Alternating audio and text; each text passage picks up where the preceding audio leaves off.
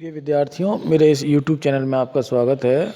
आज हम इस वीडियो के अंतर्गत नंददास के भंवर गीत में संकलित 51, 52 और 53 जो पद हैं उन पदों का अध्ययन करेंगे।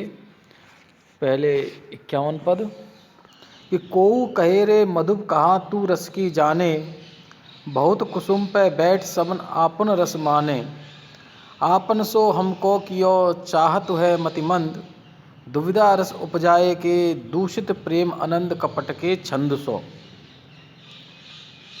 क्योंकि जो कथा तारतम्यता के साथ में यहाँ चल रही है और उस कथा में जो उद्धव हैं अब उन्हें ये भान हो गया है कि मैं गलत था और गोपिकाओं का जो प्रेम है वो मेरे ज्ञान से कहीं अधिक ऊपर की चीज़ है, कहीं ज़्यादा महत्व की चीज़ है। इसलिए अब वो ज्ञानमय से हट कर के प्रेममय हो गए हैं। पर चूँकि गोपिकाओं को उनका विश्वास नहीं है कि वो जो कहते हैं वास्तव में वो सत्य है भी अथवा कूटनीति का एक हिस्सा है, इसलिए वो उनकी बातों पर कोई विश्वास नहीं करना चाहती।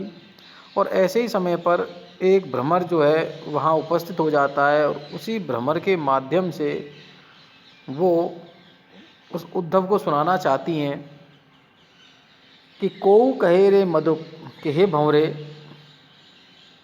कोई एक गोपिका कह रही है कि कहा तू रस की जाने, तू रस के बारे में क्या जानता है, अर्थात तू प्रेम के बारे में। यहाँ रस से जो मूल जो तात्पर्य है वो प्रेम से है कि तू प्रेम रस के बारे में क्या जानता है। क्योंकि भ्रमर का जो स्वभाव है वो तो एक पुष्प से दूसरे पुष्प पर बैठ कर के उसका केवल रसपान करना निमित्त है, वो किसी भी फूल से कोई प्रेम नहीं करता। कि बहुत कुसुम पर बैठ, बहुत सारे कुसुमों पर, बहुत सारे पुष्पों पर बैठ कर के सबन आपन रस माने, और उन सब पर बैठ कर के जो तू उनसे प्रेम करता है, जो प्रेम का दिखावा करता है और जो रस उसके अंदर सिक्त है उसका तू पान करता है, उस सब को तू अपनी संपत्ति समझकर उसका भोग कर लेता है। तो यहाँ एक प्रवंचक की जो भूमिका है इस भ्रमर की, वैसी भूमिका यहाँ नंददास जी ने गोपिकाओं के माध्यम से प्रस्तुत की है कि आपन सो हमको कियो, कि अपने समान ही तू हमको ऐसे ही स्वभाव वाला बनाना चाहता है। चाहत है मतिमंद, तेरी आकांक्षा यही है, तेरी चाहत यही है कि हमारा जो प्रेम है वह प्रेम इस भौरे के समान हो जाए। जैसे भौरा किसी एक का नहीं होता, ठीक वैसे ही हम कृष्ण के ना होकर के किसी और के हो जाएं। तो हमको तू ऐसा बनाना चाहता है। तू अपने आप में मतिमंद है, मूर्ख है, दुविधा रस उपजाए के दूषित प्रेम आनंद। तो द्विधा की स्थिति पैदा करके कि इन दोनों में से कौन सा सही है, ऐसी अवस्था उत्पन्न करके, दुविधा की स्थिति उत्पन्न करके तू हमारा जो प्रेम का आनंद है उस आनंद को संदूषित करना चाहता है। तू तो वास्तव में कपट के छंद सो, तू तो कपट का बंधन है, तेरे तो सारे कार्य कपटपूर्ण हैं, इसलिए तू शांत हो जा। अगला जो पद है, कोऊ कहे रे मधु प्रेम पद को सुख देखो, अबलों याहि विदेश माई कोई नाहि विशेखो। द्वैसिंह आनन पर जमे कारो पीरो गात, और खल अमृत सब पान ही अमृत देख डरात बाद ये रस कथा।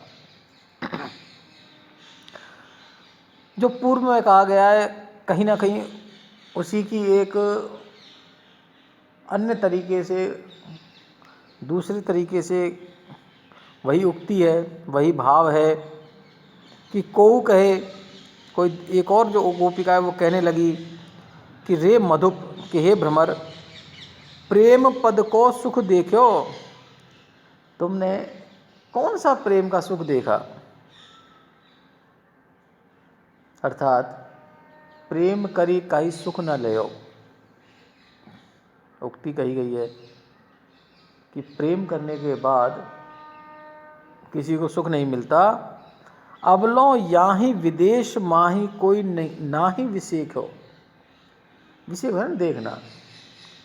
अबलों यानी अब तक इस विदेश में, जहाँ तुम यहाँ बैठे हुए हो, इसमें तुमने किसी व्यक्ति को यहाँ सुख प्राप्त करते हुए देखा, उस प्रेम के सुकून को देखा।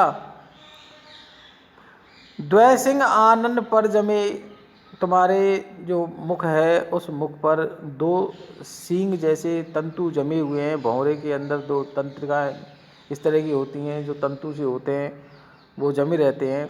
और कारो पीरो गात, और उसका जो स्वरूप है वो काला और पीला होता है। खल अमृत सब पान ही, और दुष्ट तू सारे अमृत को तो पी जाना चाहता है, और अमृत देख डरात, और अमृत को देख कर हमको डराना चाहता है। अर्थात हमसे सारा जो हमारा जो ज्ञान है, हमारा जो प्रेम है, उसको तो प्राप्त कर लेना चाहता है, और उसकी बात करके हमको डराना चाहता है। बात ये रस कथा, तेरी जो ये कथाएं हैं ना, ये तो बकवास हैं। बात यानी बकवास है, यानी तो जिस प्रकार की बातें कर रहा है ये सारी बातें बकवास हैं। तू हमारा जो प्रेम है उसको तो तू ग्रहण करना चाहता है, और अपने जो ज्ञान है उससे उत्पन्न जो अमृत है उसको हमको देना चाहता है, जो वास्तविक नहीं है। इसलिए तेरी जो ये कथा है सब बेकार है।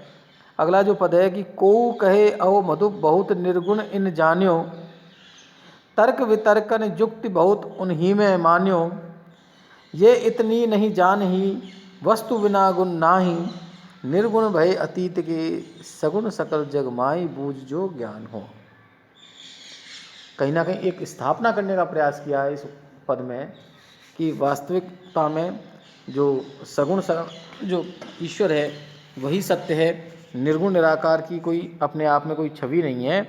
कि कोई कहे अहो मधु, कोई एक गोपिका कहने लगी कि अरे भंवरे बहुत निर्गुण इन जान्यो, हमने बहुत निर्गुणों को जान लिया। मैंने तुम्हारे मुख से हमने निर्गुण निराकार ब्रह्म के विषय में बहुत कुछ जान लिया। तर्क वितर्कन युक्ति, तर्कों से, वितर्कों से और युक्ति यानी उपायों से बहुत उन्हीं में मान्यो, और हमने मान लिया कि हमारा जो ब्रह्म है, हमारे जो कृष्ण हैं, वो कृष्ण जो हैं वही वास्तविक कृष्ण हैं, और ये उनमें समाहित हैं। कि ये इतनी नहीं जान ही, और वस्तु बिना गुण नहीं, किसी भी पदार्थ जो है वस्तु है वो गुणहीन नहीं हो सकती, उसका अपना एक भौतिक जो गुण है वो होते हैं। तो ये इतना नहीं जान पा रहे हो कि इतना सा ज्ञान नहीं जान पा रहे हो कि बिना वस्तु, जो वस्तु है वो बिना गुणों के नहीं होती है। तो निर्गुण भय अतीत के तुम जो बात कर रहे हो ना निर्गुण निर्गुण की, ये तो पुराने समय की बात हो गई। सगुण सकल जग माए, इस पूरे संसार में तो हमारे जो परम ब्रह्म हैं जिन्हें तुम निर्गुण कह रहे हो, वह निर्गुण तो पुराने समय की बात हो गई, पुराने समय की बात हो गई। नए समय में, आज के समय में, वर्तमान समय में जो साक्षात प्रत्यक्ष रूप से जो प्रदर्शित हो रहे हैं वो हमारे जो कृष्ण हैं वो सगुण हैं। बूझ जो ज्ञान हो, अरे तुम वास्तव में ज्ञानवान हो तो इस चीज़ को समझो, इस चीज़ का हल करो। बूझना है, इसको हल से प्रस्तुत करो। वास्तविक बात ये है कि जो हमारे जो कृष्ण हैं वही सगुण हैं, और कहीं ना कहीं उन सगुण के अंदर ही वो तुम्हारा निर्गुण निराकार ब्रह्म है जिसके बारे में तुम बड़ी बड़ी चर्चाएं कर रहे हो, वो उनमें समाहित हैं। अलग से उनकी कोई प्रतिष्ठा नहीं है, अलग से वो कुछ नहीं है। इसलिए ये जो तुम्हारा निर्गुण संबंधी जो ज्ञान है ये उस सगुण का ही अंतर्गत है। धन्यवाद।